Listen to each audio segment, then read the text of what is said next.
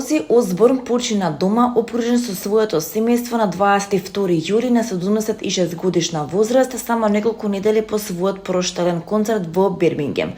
Според обдукцијскиот извештај до кој дојде Нью Йорк Таймс, легендарниот принц на темнината починал од срцев удар. Сертификатот ја наведува причината за смрт како срцев застој кој се случил надвор од болница, акутен инфаркт на биокардот, болест на коронарната артерија и Паркинсонова болест со автономна дисфункција како заеднички причинители. Поранешниот фронтмен на Black Sabbath беше диагностициран со Паркинсонова болест во 2003 година. Младата актерка Кели Мек почина на 2 август. Нејзиното семејство вчера преку Инстаграм откри дека таа не успеала да ја добие борбата со ракот со кој се борела од почетокот на 2025 година. Со огромна тага сакаме да ви соопштиме дека нашата драга Кели почина.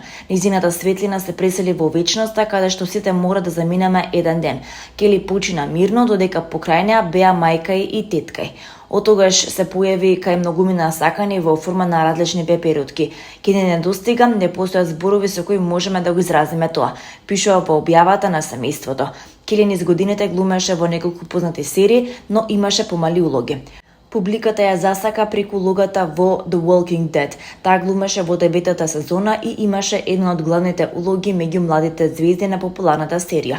Актерката откри дека е болна од ретка форма на канцер на нервниот систем во јануари со фотографија направена во болничка постела.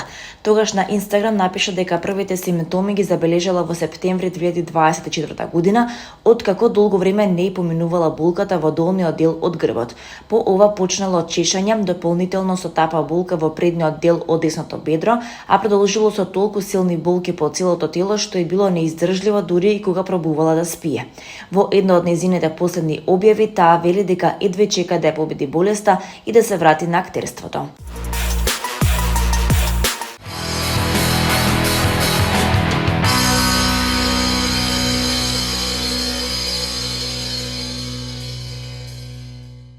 Музика од македонскиот диџеј и продуцент Галовски се пушташе на фестивалот Tomorrowland, кој секоја лето се одржува во Белгија. Ова е еден од најголемите фестивали на електронска музика во светот, познат по уникатна сценографија, на кој доаѓаат десетици илјади луѓе од целиот свет. Песната од Галовски движење, Move, се најде во репертоарот на шведското хаус трио Swedish House Mafia.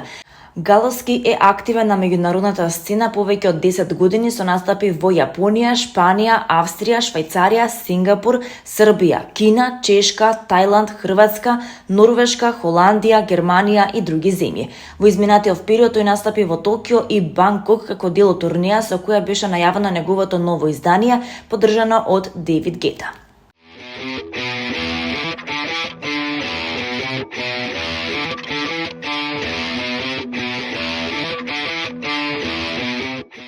Оваа традиционална вечер повторно ги собра мештаните, иселениците и бројни гости кои уживаа во одличната музичка програма.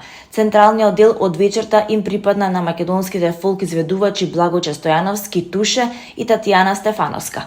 Со своји авторски песни, но и со препознатливи изведби на македонски народни мелодии, тие создадоа препознатлива и линденска атмосфера која ја одржа публиката расположена до досните часови. Во музичкиот блок настапи и младите македонски надежи браќата Бојан и Дејан Стојановски, придржувани од Матли Бенд. Организаторите посочија дека манифестацијата има за цел да го представи Елшани како живо и современо село, со силен културен идентитет и дух. Илинденската вечер веќе не прирасна во традиција и ова е втора деценија како се одржува. Од година во година се трудиме истата да ја доближиме до што повеќе луѓе со цел да биде поприфатена и помасовна во карактер.